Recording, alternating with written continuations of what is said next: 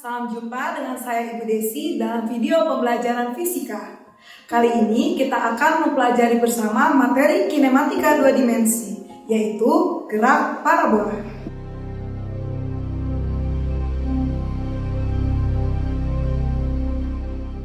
Kompetensi dasar pada materi kali ini ialah menganalisis gerak parabola dengan menggunakan vektor serta makna fisiknya dan penerapannya dalam kehidupan sehari-hari.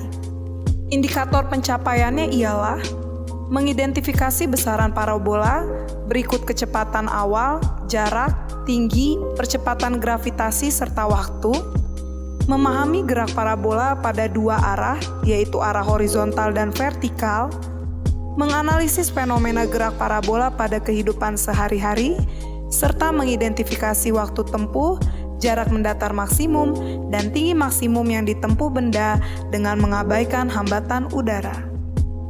Materi gerak parabola pada video kali ini dibagi menjadi beberapa segmen, yaitu yang pertama ialah definisi gerak parabola, yang kedua kinematika gerak, yang ketiga analisis vektor pada arah dua dimensi, yang keempat besaran dalam gerak parabola, dan yang kelima latihan soal beserta pembahasannya. Sebelum kita memasuki intisari materi, kita akan menyaksikan terlebih dahulu video preview yang berkaitan dengan gerak parabola. Kalian tentu sudah tidak asing lagi bukan oleh tokoh animasi berikut? Ya, betul, Angry Bird. Angry Bird ini ditembakkan melambung dari posisi-posisi tertentu untuk memecahkan dinding atau tembok lawannya. Nah, mari kita fokuskan pada lintasan yang dimiliki oleh Angry Bird tersebut. Melalui video preview animasi tadi, kita dapat mengetahui bahwa lintasan yang ditempuh oleh Angry Bird tadi membentuk lintasan parabola. Secara definitif, gerak parabola merupakan gerak perpaduan antara gerak vertikal dan gerak horizontal pada arah dua dimensi yang memiliki lintasan lengkung. Di video tadi, kita dapat melihat lintasan parabola yang dilalui oleh Angry Bird bergerak dalam dua dimensi, yaitu secara horizontal dan secara vertikal. Dalam arah horizontal, Angry Bird bergerak dari titik dasar dengan kelajuan tetap, sehingga berlakulah prinsip gerak lurus beraturan. Sedangkan pada lintasan vertikal, gerak Angry Bird dipengaruhi oleh percepatan gravitasi yang menyebabkan kelajuan vertikalnya berubah di tiap titik, maka berlakulah gerak lurus berubah beraturan. Kali ini kita akan kembali mengulas persamaan umum pada kinematika gerak lurus. Yang pertama ialah persamaan umum pada gerak lurus beraturan. Persamaan umumnya dapat ditunjukkan sebagai berikut ini. Sedangkan ada dua grafik yang akan ditunjukkan pada persamaan umum ini, yaitu grafik antara kecepatan versus waktu dan juga grafik antara jarak versus waktu. Pada grafik jarak versus waktu dapat ditunjukkan bahwa jarak berubah secara beraturan mengikuti perubahan waktu dan kecepatannya tetap di sepanjang waktu. Yang kedua ialah persamaan umum gerak lurus berubah beraturan atau GLBB. Perbedaan antara GLBB dan GLB adalah terletak pada nilai dari kecepatannya. Kecepatan pada gerak lurus berubah beraturan berubah, bertambah, ataupun berkurang secara teratur seiring dengan perubahan waktu, sehingga ia akan mengalami percepatan yang konstan. Sedangkan pada gerak lurus beraturan, nilai percepatannya adalah 0 karena kecepatannya tidak berubah tiap waktu. Berikut merupakan grafik gerak lurus berubah beraturan. Terdapat 3 buah grafik dalam tayangan kali ini. Yang pertama ialah grafik percepatan versus waktu. Kita dapat melihat bahwa percepatan bernilai konstan di tiap waktunya. Sedangkan yang kedua ialah grafik kecepatan terhadap waktu. Terdapat pertambahan kecepatan secara beraturan seiring dengan pertambahan interval waktu. Dan yang ketiga ialah grafik posisi terhadap waktu. Kita dapat melihat grafik ini berbentuk lintasan eksponensial yang menandakan bahwa secara matematis jarak berhubungan atau berbanding lurus dengan nilai dari waktu kuadrat, sehingga grafiknya berbentuk eksponensial. Setelah mereview materi gerak lurus, sekarang kita masuk ke dalam persamaan gerak parabola. Pertama-tama kita akan masuk ke dalam analisis vektor dalam arah dua dimensi. Kali ini kita akan menganalisis vektor dua dimensi pada arah kecepatan untuk sumbu X dan sumbu Y di gerak parabola. Berikut adalah tampilan gambar pada lintasan gerak parabola di beberapa titik. Sebagai contoh, kita ambil titik di mana pertama kali benda dilambungkan, yaitu di titik V0. Dengan alfa adalah sudut elevasi atau sudut kemiringan yang dibentuk oleh benda sebelum melambung terhadap arah horizontal. Secara matematis kita dapat mengetahui bahwa nilai V0x atau kecepatan awal pada sumbu x adalah V0 cos theta. Karena theta berada di samping sisi dari sumbu x sendiri. Sedangkan untuk V0y bernilai V0 sin theta karena nilai theta berada di depan sumbu y sendiri. Persamaan gerak parabola. Setelah kita menganalisis vektor dua dimensi pada arah kecepatan di sumbu x dan sumbu y, maka kita akan mendapatkan persamaan kecepatan serta persamaan posisi gerak parabola di masing-masing sumbu, yaitu sumbu x dan sumbu y, yang dapat dituliskan sebagai berikut. Ada 3 posisi penting yang akan kita bahas lebih detail di dalam materi gerak parabola kali ini. Yang pertama ialah tinggi maksimum. Pada saat di puncak, benda akan mengalami kecepatan yang bernilai 0 pada sumbu y-nya. Hal ini disebabkan karena benda akan mengalami titik balik untuk kembali lagi ke dasar tanah. Sedangkan untuk kecepatan di sumbu x-nya tetap ada karena berlaku prinsip gerak lurus beraturan. Kita dapat menuliskan persamaan kecepatan yang berhubungan dengan ketinggian atau jarak vertikal, yaitu Vy kuadrat sama dengan V0 kuadrat sin kuadrat theta dikurang 2 kali G kali H max. Nah, karena nilai Vy pada saat di puncak adalah 0, maka kita dapat menuliskan bahwa V0 kuadrat sin kuadrat theta sama dengan 2 dikali G dikali H max. Sehingga nilai H max atau Y max kita akan dapatkan V0 kuadrat sin kuadrat theta dibagi dengan 2G. Untuk persamaan kedua yaitu waktu tempuh benda. Kembali kita mengingat bahwa pada saat di puncak nilai kecepatan di sumbu Y bernilai 0. Maka waktu benda untuk mencapai puncak dapat kita tuliskan melalui persamaan Vy sama dengan V0 sin theta dikurang G dikali waktu pada saat di puncak. Karena nilai kecepatan pada sumbu Y di puncak adalah 0, maka kita akan mendapatkan V0 sin theta dikurang G kali TP sama dengan 0. Sehingga nilai T di puncak atau waktu di puncak adalah V0 sin theta per G. Secara otomatis, waktu benda menempuh atau selama melambung di udara dari mulai pertama sampai kembali lagi ke dasar tanah ialah perkalian 2 kali dari waktu di puncak, sehingga waktu tempuh maksimumnya dapat dituliskan sebagai 2 V0 sin theta per G. Bagian ketiga ialah tentang jarak mendatar yang ditempuh oleh benda. Dengan mensubstitusi nilai waktu pada saat di puncak, maka jarak mendatar benda saat di puncak dapat dituliskan sebagai berikut ini. Kita mengetahui dalam persamaan kinematika gerak lurus bahwa X adalah V0 cos theta dikali TP. Ini adalah kinematika GLB. Maka dengan mensubstitusi nilai T puncak, kita akan mendapatkan nilai jarak mendatar pada saat di puncak suatu benda adalah V0 cos theta dikali V0 sin theta per G. Secara matematika, nilai dari 2 V0 sin theta cos theta adalah sin 2 theta. Maka kita dapat menuliskan nilai jarak mendatar pada saat di puncak adalah V0 kuadrat sin kuadrat theta per 2G. Sehingga jarak mendatar terjauh yang dicapai benda adalah 2 kali dari X puncaknya. Ini yang disebut sebagai jarak maksimum mendatar, yaitu V0 kuadrat sin 2 theta per G. Sekarang, mari kita berlatih. Soal pertama. Sebuah benda dilepaskan dari pesawat terbang yang terbang pada jarak mendatar dengan kecepatan 80 meter per detik. Benda dilepaskan dari ketinggian 80 meter di atas tanah. Apabila nilai dari percepatan gravitasi di tempat tersebut adalah 10 meter per detik kuadrat, tentukanlah lama benda di udara dan jarak jatuh mendatar maksimumnya.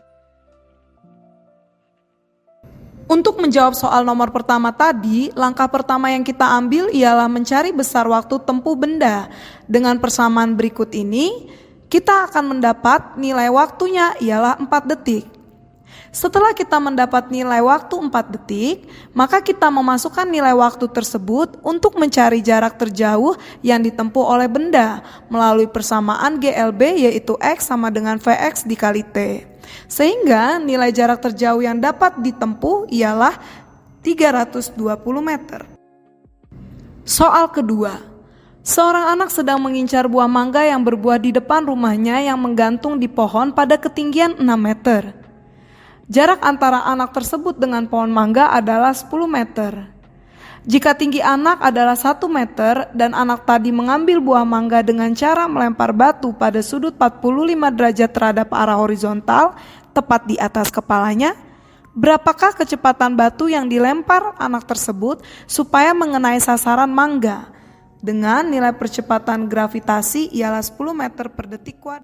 Untuk menjawab pertanyaan nomor 2, terlebih dahulu langkah pertama yang kita ambil ialah mencari nilai waktu batu selama melambung di udara. Kita telah memiliki panjang lintasan secara vertikal dan horizontal. Panjang lintasan horizontal adalah 10 meter dan vertikal adalah 5 meter. Dengan memasukkan persamaan umum GLB pada lintasan horizontal, kita dapat menuliskan persamaan X sama dengan V0 cos theta kali T. Sedangkan untuk persamaan vertikal, kita dapat memasukkan nilai Y sama dengan 5 ke dalam persamaan V0 sin theta kali T min setengah GT kuadrat. Dari persamaan kedua tersebut, kita akan mendapatkan nilai waktu batu melambung di udara adalah 1 detik. Setelah kita mendapatkan nilai waktu batu melambung di udara 1 detik, kita dapat mensubstitusi nilai dari T tersebut untuk menemukan kecepatan awal. Nilainya dapat dimasukkan ke persamaan awal di mana X sama dengan V0 cos theta kali T. Kita tahu X-nya tadi 10 meter dan T-nya adalah 1 detik.